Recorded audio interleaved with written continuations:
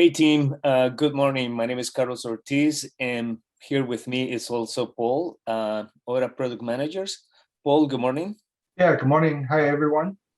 Okay, so today we're going to be talking about the latest software release for the Oracle Database Appliance. That's the 1911 release. So we'll give you some details. The agenda that we have for you is we'll cover this the Oracle database release updates, out of place patching, database homes on Oracle ACFS, DB systems, additional enhancements, and a couple of other items. And we'll do a Q&A session, but also feel free to just put in your questions in the chat. So the first one is that the 1911 includes the Oracle database release updates for the April 2021, right? And we have clones for these versions that you see here: Oracle Database 1911, 1814, 12.2, and 12.1. I put a note at the bottom as a reminder, right? That the platform that uses the Oracle VM, right, is not supported in 1911. The last version that will be supporting this Oracle VM platform is going to be on the Aura release in November 2021. Okay, so customers can continue for the moment to do out-of-cycle patching manually.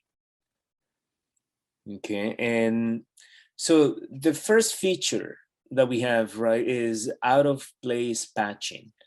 So starting with 1911, we have this model, out-of-place patching. So when you patch an Oracle database, instead of changing the existing database home, we're going to create a new one, make sure that the patching is successful, right? Before we do the change, basically, right? It's this will help us enhance the reliability and stability of the patching process. In case that something goes wrong, right? It goes wrong with the newly created database home, we leave the other one intact, right? To do this, we leverage the Oracle Fleet Patching and Provisioning, which was previously known the RHP, right? We leverage those APIs. Yeah. And Paul, you got to comment on this. Yeah, so I just want to say that as you can see, and if you know, in the last couple releases with the ODA software, we're really trying to improve the whole patching experience, right? We know we have had some pains with customers. So you're going to see, this is, again, it's a infrastructure change that's kind of, it's not going to be very visible to customers, but it's providing a framework going forward is going to make patching more reliable, right? Because we're not changing the existing database home. So whenever we do patching now, we're going to create a new database home and then point the database to it. So this way, in the future, we'll even give you the ability to roll back, right? If you don't like the new database, the new RUs, and we will give you the ability to go back to the old database home. But as of now, we're going to just move you to the new database home. But again, just laying the framework to make patching more reliable. So addressing some of the issues potentially customer may run into. And again, this is leveraging the existing infrastructure that's used by the Oracle Cloud, by Exadata. So it's again getting more standard based patching framework, and it's also better tested, more reliable. So all these things are to improve the whole patching experience and reliability. Yeah. Yes, and I just want to emphasize on what Paul mentioned, right? These are these APIs. This software is the same that is used with the Exadata and the Oracle Cloud. So you can imagine that there is a large organization that is testing all this code, and we in the Oracle Database Appliance are just benefiting as well from all that testing that goes on. That will help with the stability of the system. So the second feature, right? Or the second change that we've made, we moved the database homes now to reside on the Oracle ACFS storage, right? If you look at an Oracle Database Appliance, today you'll see that there's 2 boot drives And in some situations, right, depending on the customer's environment, right, we may run out of space on those internal drives. By moving it to the ACFS storage in the data drives, right, we're going to remove that concern. And so the new database homes are created when you use the create database or create DB home, right? But also if you patch an existing database home, right, the new one will be created on ACFS storage. There is a path here where the new database homes are going to be created, right? And for the HA system nuances, Paul, I'll let you explain that one. So. Sure, yeah.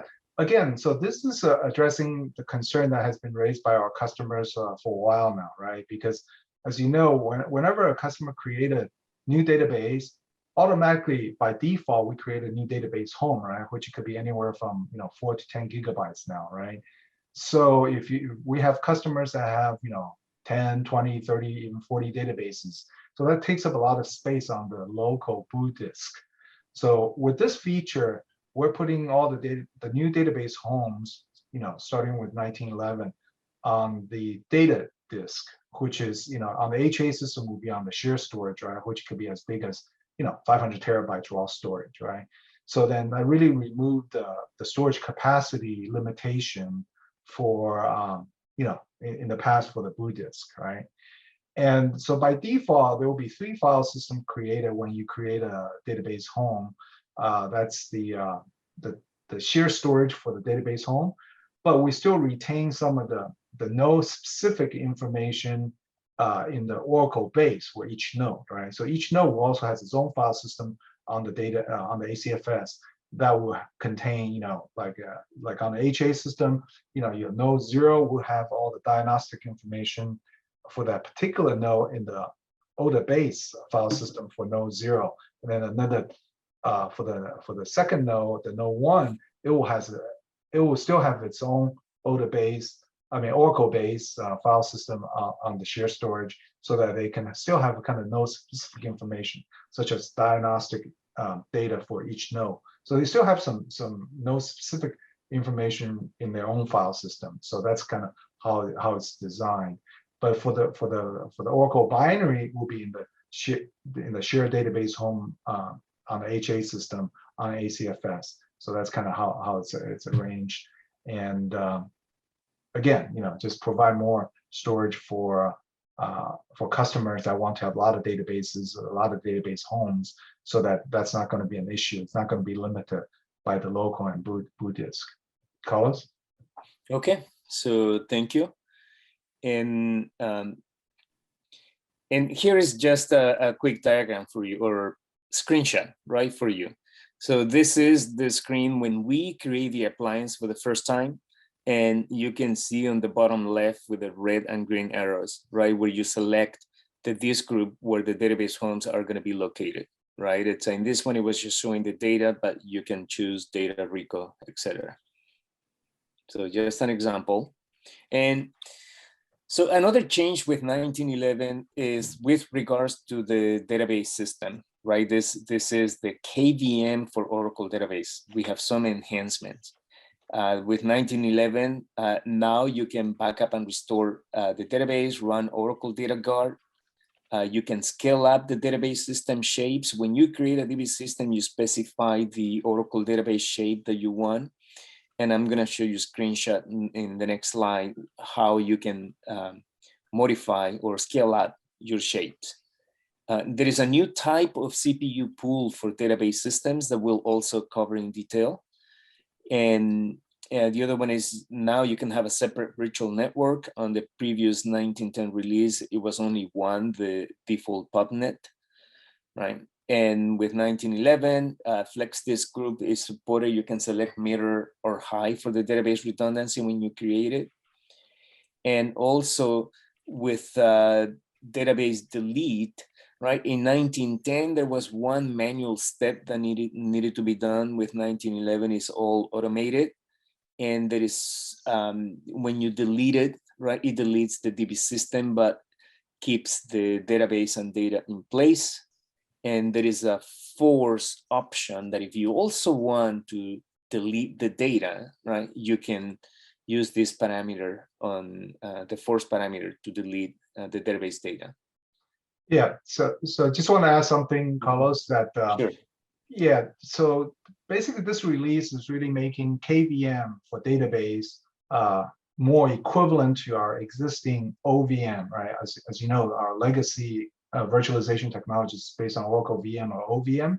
So so this really is starting to complete all the functionality. In some ways, it's more richly featured now than an OVM, and because in OVM you cannot do graphic user interface, you cannot do integrated data guard, you cannot do integrated backup. So with KVM now virtualized, we can do all these things, right? So it's really a improvement over OVM. And there was a chat question about some of the migration and legacy database support, and we'll talk about that later in this presentation, just in the later slides. So I just want to mention that, Carlos. Okay. So in this screenshot here, right, we wanted to show you the modification of the DB system. You can see here in the title, right? When you select modify DB system, it allows you to just select the shape that you want in this. If it was an ODB2, right, you can choose any other shape and change it. And then on the right-hand side, you can see the CPU pool name, right? It's we'll talk well, a little bit about this in the next slides as well, right? But that's the modify the DB system. And apologies for the title, right? The title is not correct. I'll fix it, but it's here. It should say modify DB system.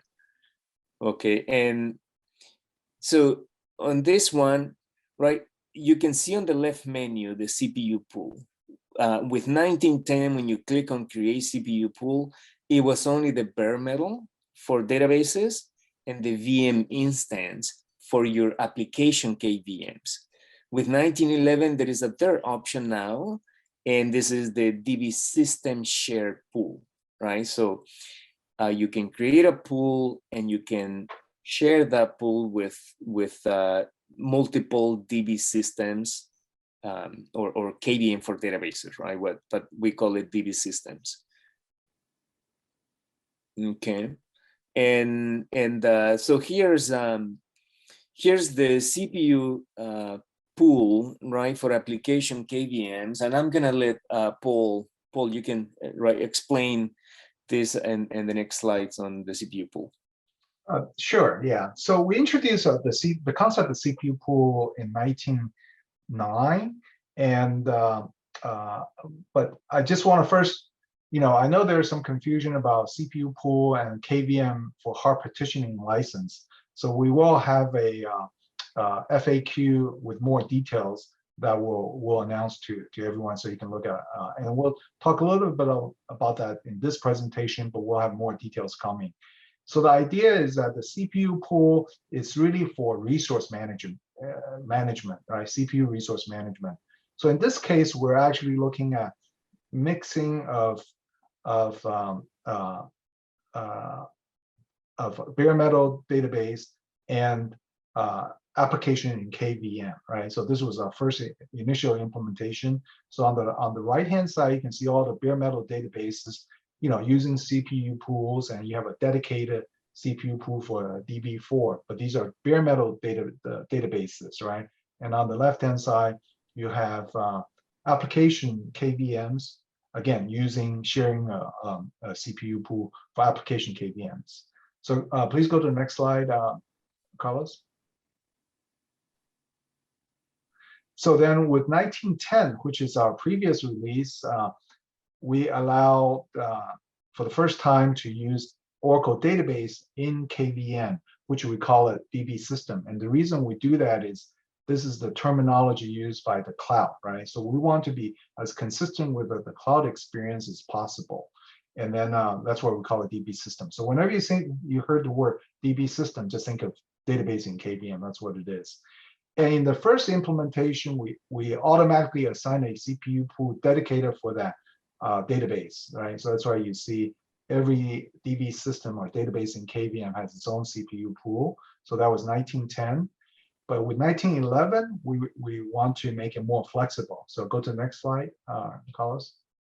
So as you can see here, so with the current release that just came out a week ago, we now support not only the dedicated CPU for DB system or database in the KVM, in the case of DB system 3, we now allow you to share the CPU now, CPU pool, so that you can see DB system 1 and 2 are sharing that CPU pool.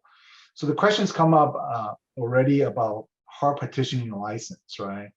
In this case, we're still using KVM. Remember, I said earlier, only KVM is valid for hard partitioning. So we're still using KVM for hard partitioning. So what we're doing here is really leveraging the CPU pool for oversubscribing, right? So in this case, DB system KVM still need to license 6 cores, but logically you can see that we are using the same CPU cores for DB system 2.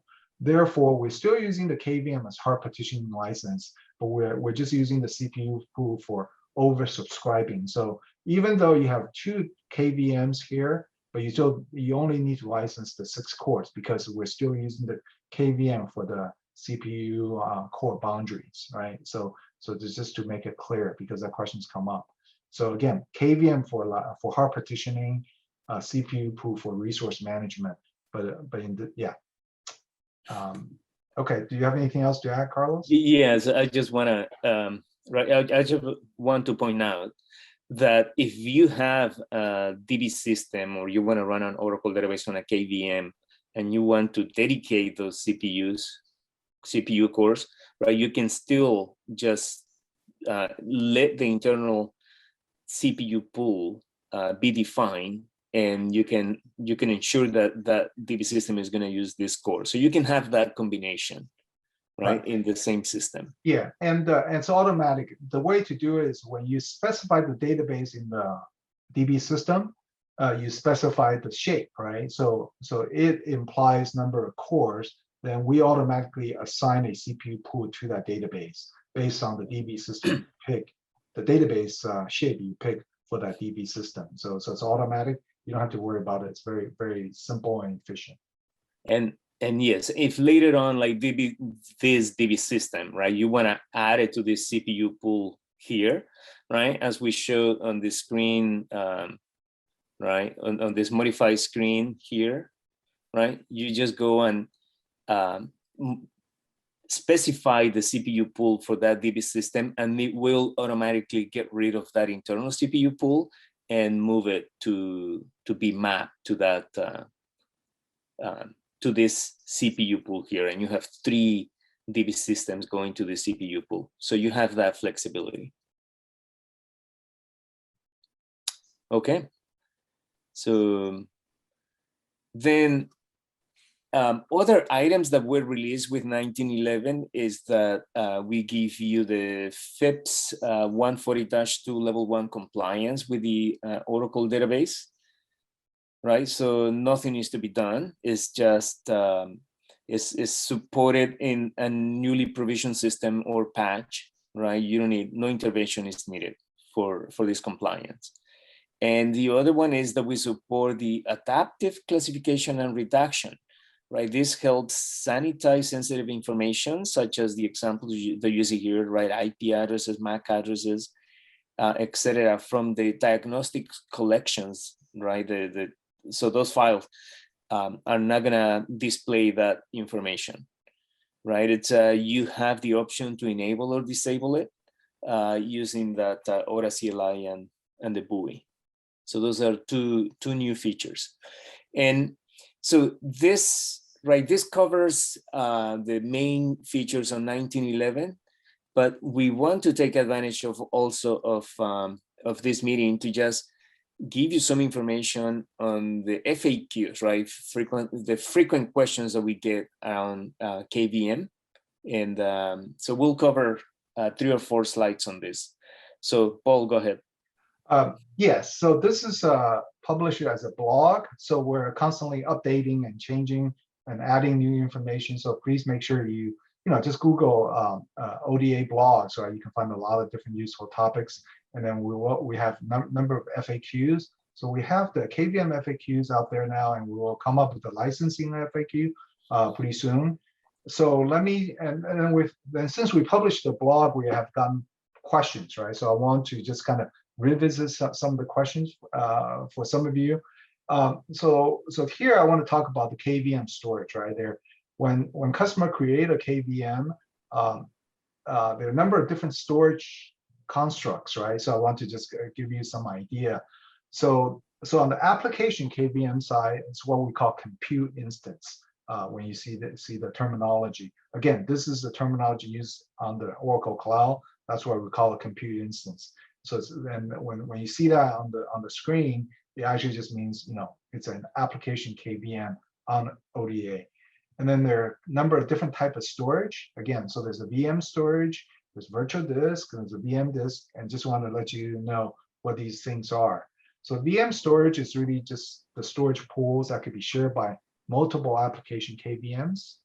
And then the concept of virtual disk, it's really the data disk that's dedicated or could be shared by different application KVMs, right?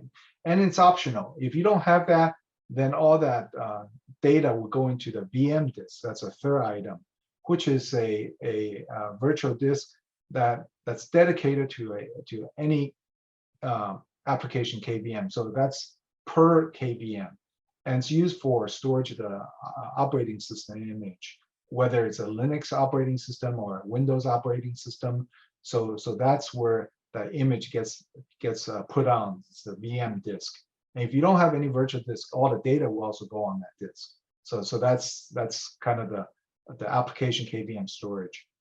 Now on the database KVM, or what we call the DB system, it's a fixed size, 200 gigabytes. Then the question is, well, how could it be fixed size, right? Because it's a database. Now it turns out the way we implemented the database KVM or DB system is that the VM actually just have the VM only has the Linux operating system, the database home, and GI home inside that KVM. The database files themselves are still reside on the bare metal ASM. Okay, so that's kind of it's a client cluster technology that we use. So each database KVM only contain the operating system, the database home, and GI home. That's why it's fixed size. And then all the database files are outside the DB system. It still resides on the bare metal ASM. So that's kind of how the architecture is. And so again, just so for clarification, so you know how the storage works for both the application and database KVMs. Yeah, and Paul, just yes. Just quickly, right? Because some other personnel got confused about this, thinking that's not enough, right? I have databases that are bigger than 200 gigabytes. So they were just thinking that this was the limit, but right, it's the database files can grow as large as your data disks, right? As you mentioned, the HA configuration can go up to 500 terabytes. You can have a huge, obviously, database here. Yeah. So the database size is not limited. Because the DB system or the database in KVM only contains the operating system, the binaries, and the database home and GI home, and that's it, nothing else. So all the databases still reside on the bare metal ASM storage. Let's see, and then again, both application and database KVMs these VMs are located on the ACFS storage. So that's just on the data disk group, and so they must be on ACFS storage. So again, just so that you understand the concept, and then with database, we have this concept of the system templates, right? So these are the templates you use to create the DB systems. So those are still reside on the local system and boot disk. So again, just to clarify kind of the KVM storage. So with this information, you should have a pretty clear understanding of the KVM storage. If not, please send us questions and we can add it to our FAQs. Okay, next slide, Carlos. migration. So that also comes up a lot, right? What do we do if I have a customer that's on OVM? So we're in the process doing the testing, and we actually document the migration process on this MOS node here identified. So we have our technical team actually perform the migration from the OVM guests to KBM. And we're obviously going to try to make it more automated, but we have published this initial documentation to tell you step by step how to do that. So that's available. And let's see. Do you have anything else to add? I think. Well, just one thing, right? It's I want to clarify because you said that we're doing the testing, but this MOS node that you see here, document ID, right, 2773.40.1, right? Mm-hmm. This is fully tested already, right? It's to migrate the OVM guests. Right. Yeah. So keep in mind the OVM and KVM is really different. OVM is a bare metal hypervisor, right? You have to reimage the system node to become virtualized, right? Whereas KVM, you always have to deploy the ODA first, right? Because it runs inside the Linux operating system, so that so architecturally they're very different. So that you always have to deploy the bare metal ODA first, then you can create KVMs inside the Linux operating system on a bare metal ODA. And that's why migrations it's a little different, right? And that but the nice thing is that you don't have to reimage your system now to go from bare metal to KVM now. And okay, so again, look at the MOS node, and if you have any further questions, just send us emails too, and we can try to update the FAQs as well. Okay. Now, next slide, Carlos. Mm-hmm. Yeah, so after the migration question, the next question always come up is that, well, how do I back up the KVMs, right? Because again, it's something that most customers will want to do, right?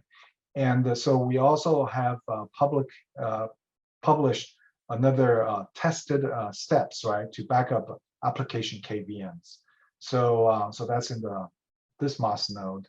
And so again, it's a step-by-step, and it's tested and by our technical team. So customer could refer to that node to back up their application KVM. Now, backing up database KVM is a little different. As I stated earlier, the database KVM is really just the operating system and the database and the GI binaries, right?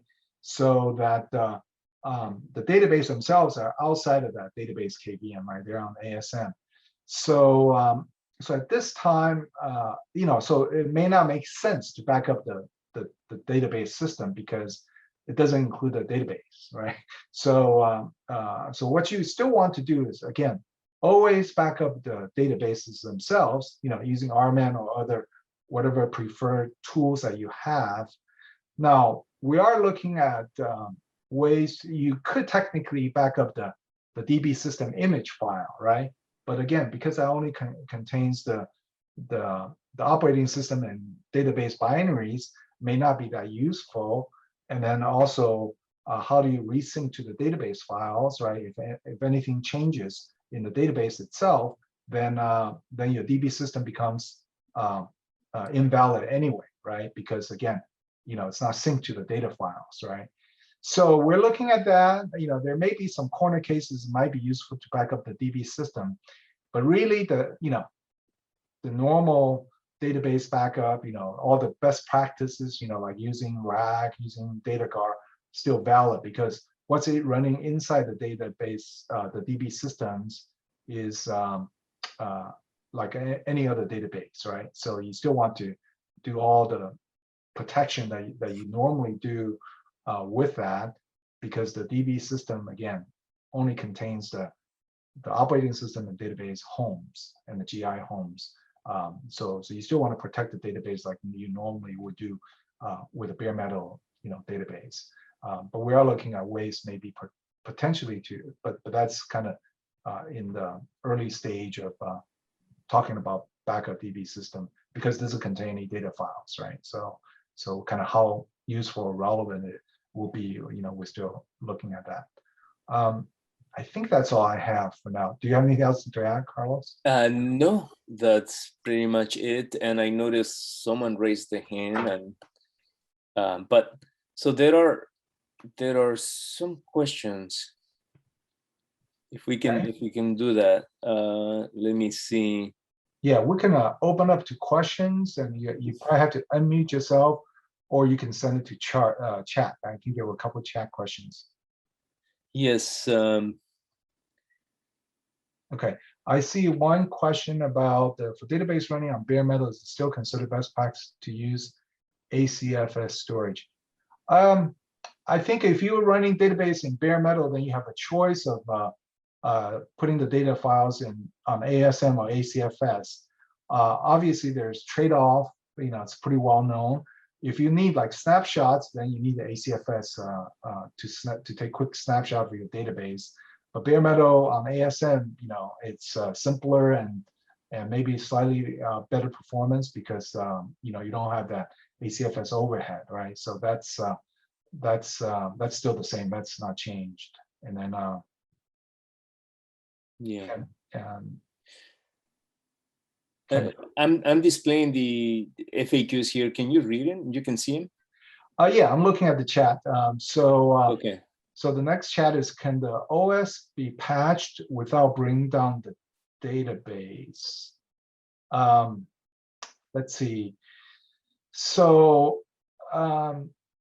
typically it depends on whether, well, I'll have to get back to you on that because, that's through our update server, right? So that depends on whether the RPMs that's getting updated. Typically, I would say if we have a single node, maybe not because it may require, but with a HA system, you may be able to do it sort of in a rolling fashion, right? And there's another question about K-splice is supported. Yeah, I believe the K-splice is supported, right, Carlos? Yeah. Yes, it is supported. I was just thinking it's in the documentation and search Oracle Database Appliance documentation, and you should see that. Yeah. There are other questions at the top as well. Yeah. So from Ravi, the GI version of the bare metal and the GI version of DB system need to be the same. Now, and how's the patching works on these two GIs? Now, I actually see Tao on the as in the participant. Tao, can you unmute yourself? Do you know the answers to that? I believe they're separate, right?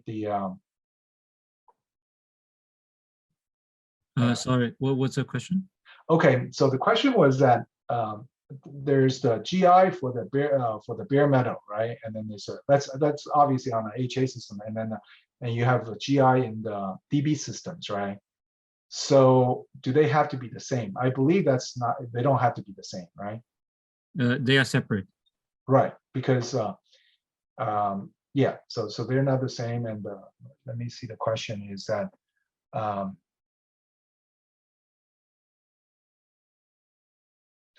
So how does the patching work for the two GIs, right? When you patch, I think yeah. So the question is, since they're not the same, how do you handle the patching of those two different GIs?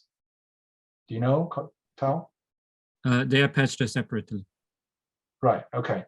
So yeah. So when you patch the database, when you patch the server, it patches the bare metal GI. When you patch the DB system, then that's when the DB system GI gets patched. And our patching handles the separation. So right. yes. Right. Okay. Let me just check. There are a couple of questions here.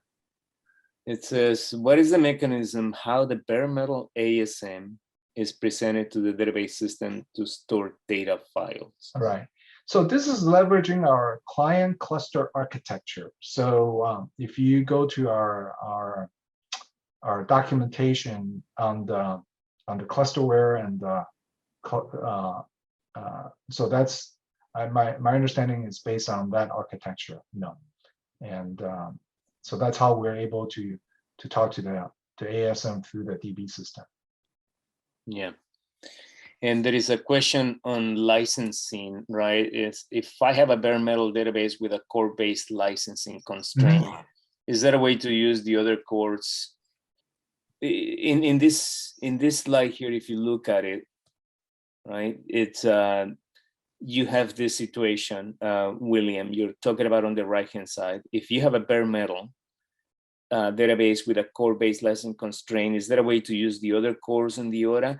On this illustration, on this slide, you can see that 14 cores are being licensed, but 1, 2, 3, and 4 that are being used for the application KVMs must be licensed because the bare metal database has access to those cores, right? So to avoid doing this, then that database needs to be in a KVM, right? To avoid paying the licenses for 14 as we were showing on this slide here, right? See how all the CPU cores are enabled. You can use them for your application KVMs, but you're only licensing 10 which are managed or controlled by the KVM. Right.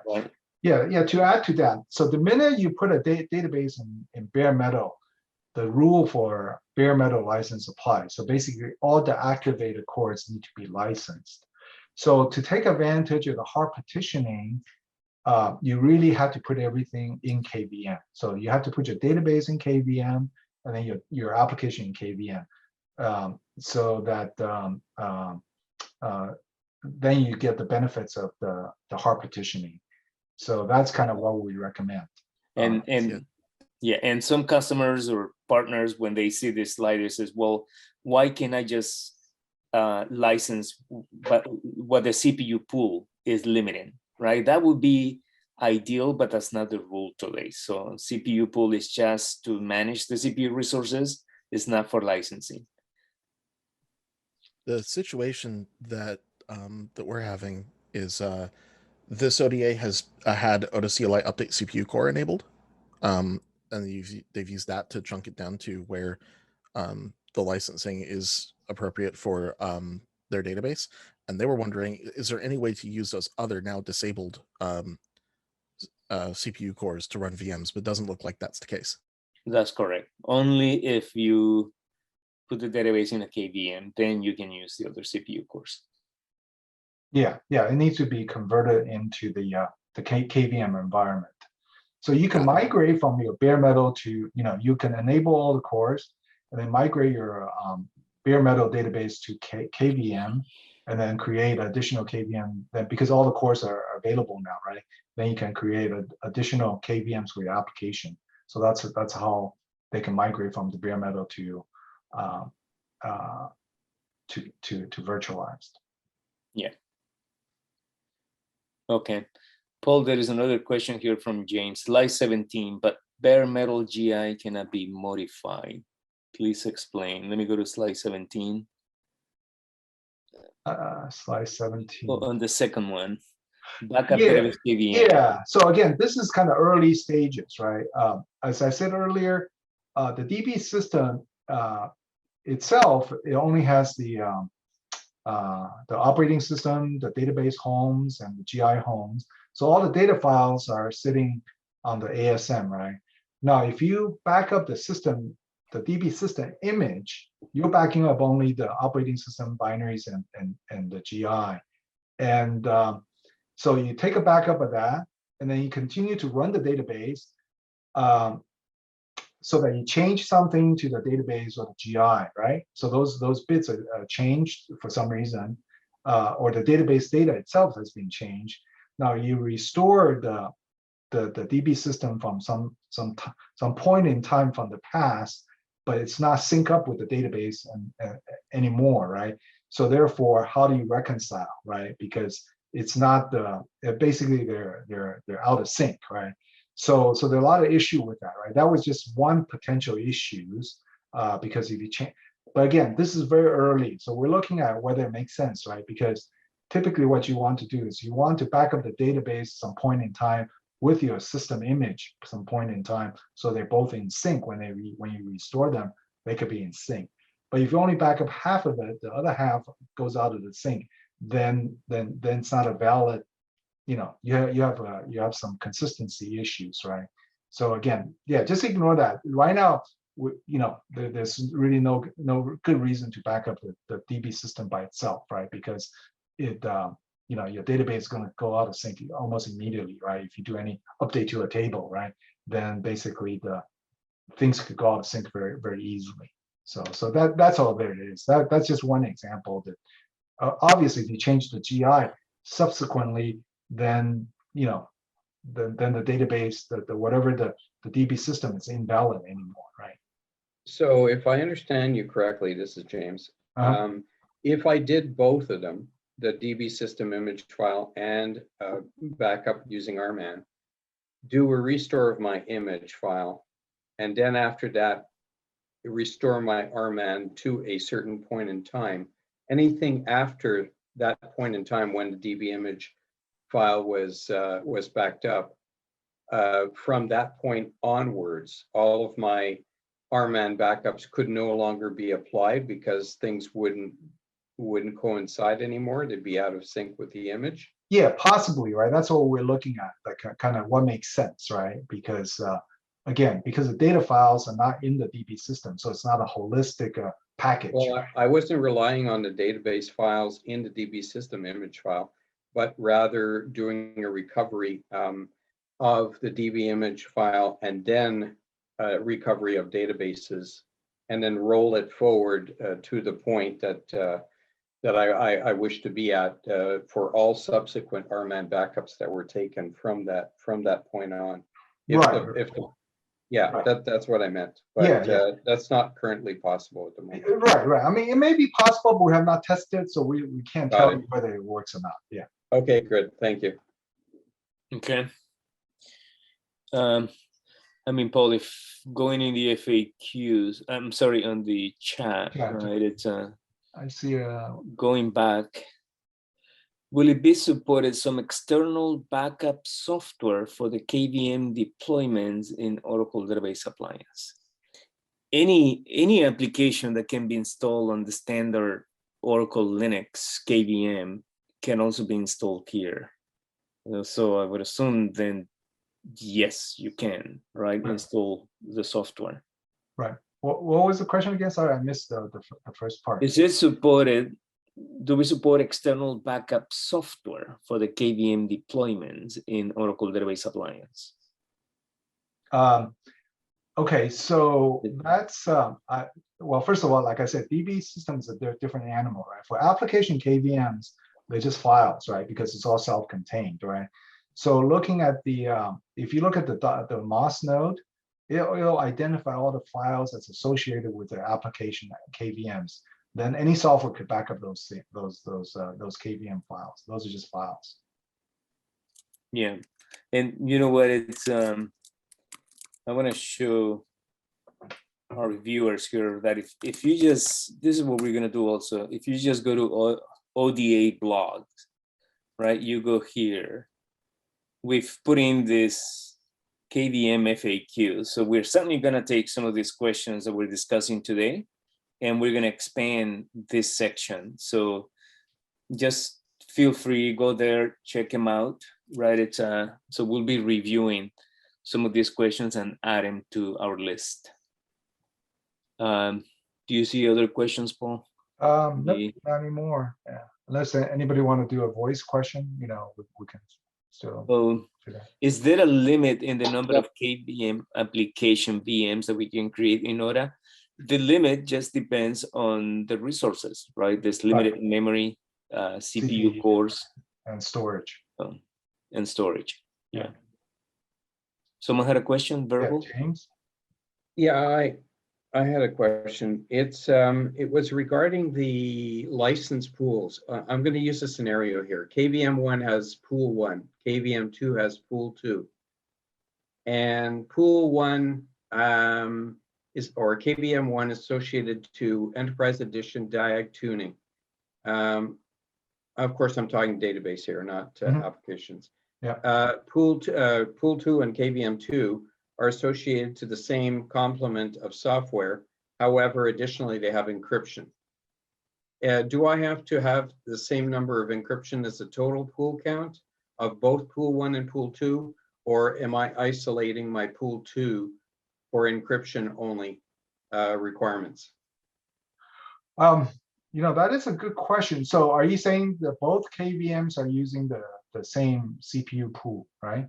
No, they're not. They are each assigned a separate pool. Okay, in that In the case, context of this diagram, for example, the yellow one here is one pool, right? Assigned to that.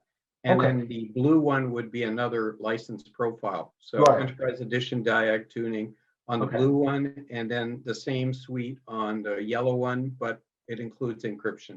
Yes. And do I have to have the same number of encryptions, in this case, 6 plus 4, which would be 10? No. So Only DB system 3 in this case. Yeah.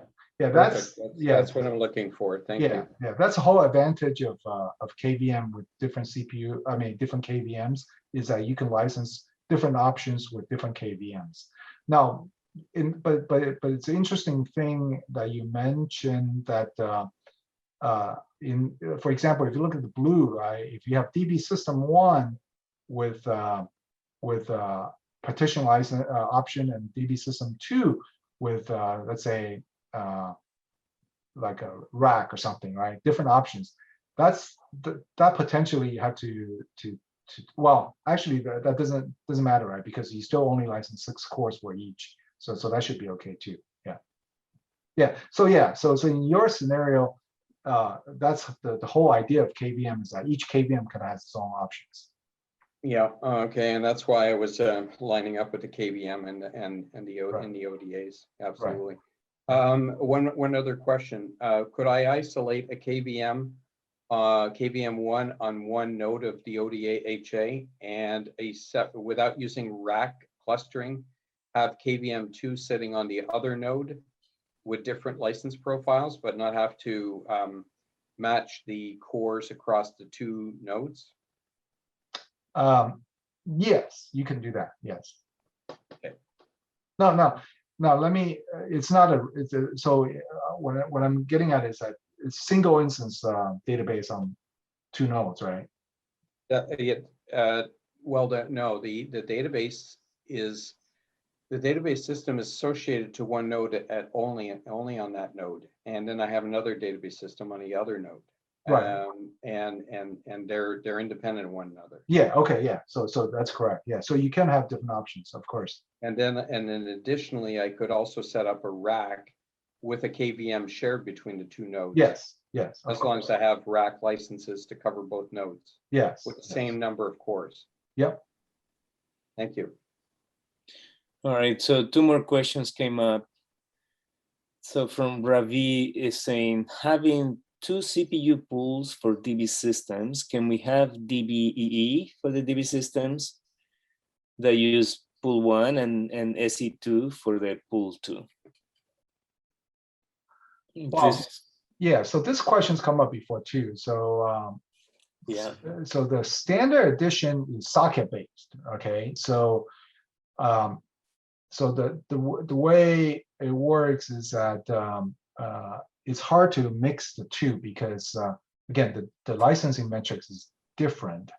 So because when you license standard edition, you get the whole socket, right? And so you have to be able to isolate the socket from the enterprise edition, right? So the scenario that we've come up with that's workable is the case. There are 2 scenarios that we talked about. Is that you can have kind of an HA system, but really treating them as 2 servers. So you can have one node that's all enterprise edition because it's core based, and then you have the second node that's standard edition because they're socket based licensing, right? So that's one scenario. However, then you lose the failover capabilities, right? Because basically you have 2 physical machines that's independent, right? So that's one way to work around this limitation. The other limitation is, what you could do is you can pay for the standard edition, like say you only need 1 socket for standard edition, pay for that, and then you can still license enterprise edition based on number of cores, that you need. And but so that's kind of the two scenarios you can. You will need to have it in a KVM to Yeah. isolate those cores. You're right. Yeah. Right. Like I was going to show an illustration, but that's I don't have it in this slide set. But that's as Paul mentioned, right? It's pay for that SC and then just isolate the EE on a KVM. Yeah. Then I see another chat question from Ravi about a live migration. So we currently don't support KVM live migration. So that's not possible right now. Can DB system be rack enabled? In that case, 2 DB systems are created. Yes, that's by default. If you create a rack system on an HA system, obviously it is created on both nodes automatically. Okay. And there is a networking question. Can supports for multiple subnet in the HA cluster? Yeah, I'm not a networking expert. Yeah, let us check on that question, and we're gonna put it in the in the blog, in the FAQ blog. Two participants raise hands, so feel free, go ahead and speak. So this isn't related to KVM, but it is something that came up at a recent ODA install at a client.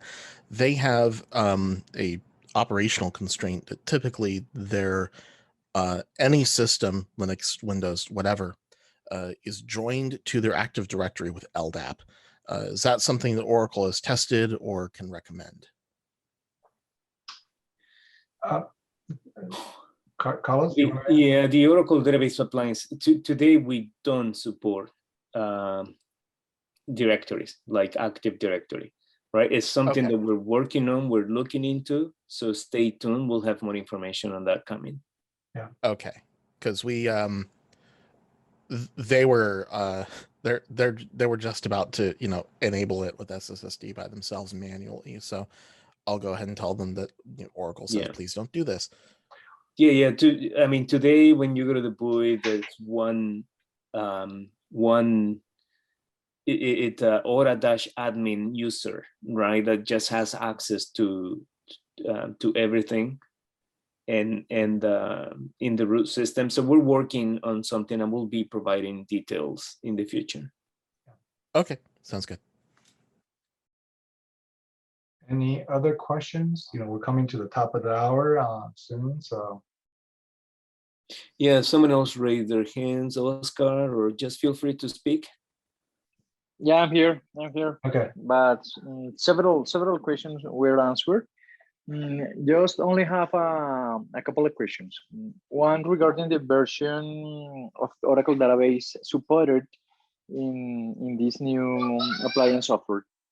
There is a mixed information that only you support 19.11 or 12 or 11 or 18.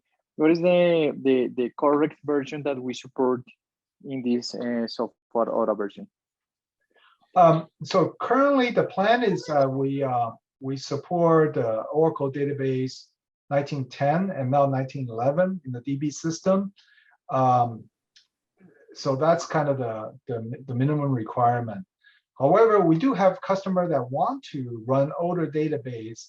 So there is a workaround right now, and that's they could theoretically put their database in the application KVM. They can put Oracle 10, Oracle 11, Oracle 12, Oracle 18 in application KVM. However, we will not be able to manage the patching for that, right? Because that's just like we'll just treat it like any other applications, right? So it is possible to do that, to put the older version of Oracle database in the application KVM. However, like I said, with the database system, the DB system officially supported 1910 and above, that we manage the patching for those databases, right? So if you put any database in the application KVM, you can do it, but we just won't be able to patch it for you, right? You have to go in there just like any virtual machines that have to patch it yourself. And then of course, keep in mind, when you put the database in a virtual machine or a VM, there's going to be a performance implications, right? So you have to take that into consideration as well, compared to, you know, bare metal databases. Okay. Okay. Can a DB system be Windows based? So no, that's not possible. The DB system or the Oracle database KVM is always it's a you know, Linux based. Yeah. Can you have a Windows OS in the Yes, application KVM? yeah. Yes. Yes, that's completely supported. Yeah, so you can any KVM supported by our Linux KVM group is supported. So today, you know, the Windows and all variation of Linux are supported. So there's a table of you can find out all the different version of the Linux and Windows supported by KVM. Okay. And Oscar, I thought you had other question, or someone has any other question? Yeah. Probably? Yeah. Just one mixing. Maybe Eduardo talking about in the chat, but what about the mixing in ODA HA? Different licensing regarding not the versions, not only, but also the correct licensing processor and a name user processor. Let's take it offline. So for Oracle internal personnel, contact us on email or Slack. Right, it's and customers feel free to go to the blog and just add a comment in there, and we'll answer any questions. But we have to wrap up. Yeah. So, but just to quickly answering the last question about mixing processor based and name user. Yes, we're trying to get confirmation from the InfoPrice, our licensing group. But I believe that it should be fine because they're both core-based license metrics, so it should be okay. But again, let me get confirmation. But it should be okay. Okay, thanks, Paul. All right, thank you everyone for attending.